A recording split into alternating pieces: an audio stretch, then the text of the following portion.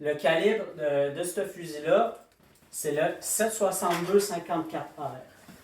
Le soldat, il venait avec ses pochettes pour les munitions, comme ça ici. Puis, les balles étaient chargées sur une lame chargeur, comme ça, de 5 balles.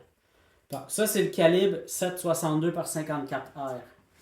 C'est un calibre militaire qui est encore utilisé aujourd'hui en Russie. Puis, c'est à peu près équivalent à la 30-06 américaine ou le 308 comme calibre. C'est un calibre qui est très puissant. Puis, la façon de charger l'arme, il y avait plusieurs façons. C'était soit une balle à la fois que tu mets rentrée de même, ou encore mieux avec la lame chargeur. Là, je vais enlever le mécanisme, question de sécurité. Là, ben, j'ai enlevé l'action, il n'y a pas de danger. Puis, la façon de le charger, on arrivait comme ça, on rentrait la lame chargeur dans la fente. Moi, ce que je trouve qui va bien, puis ce qu'on voit souvent, c'est que tu lèves le bout de la première balle et puis ça, tu appuies. Et voilà. Là, ton arme, elle est chargée. Ensuite de ça, ben, tu fermes la culasse et tu es capable de tirer. Ce que je montrais au début, c'est que si on a fini de tirer, ce qu'on peut faire, on vient ouvrir ça et on peut enlever les balles de l'arme. Ça sert à ça. On est capable de vider l'arme. Un autre feature aussi, c'est que tu peux charger ton arme par le bas.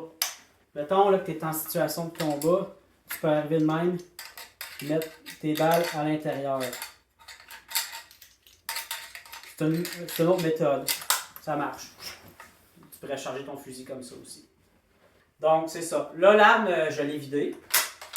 Comme vous pouvez voir, le Mosin Nagant, souvent, a la mauvaise réputation d'être une arme avec un mécanisme qui est raide. Mais ça dépend toujours comment est-ce que l'arme a été entretenue. Ce modèle-là, il date d'avant la Deuxième Guerre mondiale. Donc, généralement, le machinage a été un peu mieux fait. Puis moi, je l'ai beaucoup graissé. Puis, je vous dirais qu'il va très bien. Je peux tirer très vite. Là. Donc, c'est une question d'habitude. C'est sûr que, comparativement à un Mauser allemand ou un Lee-Enfield britannique, vu que la culasse est à 90 degrés, c'est un peu plus compliqué, mais c'est pas infaisable. Tu peux venir cycler à partir de l'épaule.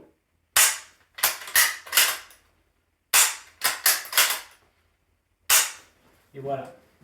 Fait que c'est ce qui présente mon fusil Mosin Nagant 9130 qui, soit dit en passant, est vraiment précis. Je l'aime vraiment beaucoup. Puis c'est une arme qui a vraiment beaucoup d'histoire. Qui est vraiment le fun à tirer. Merci.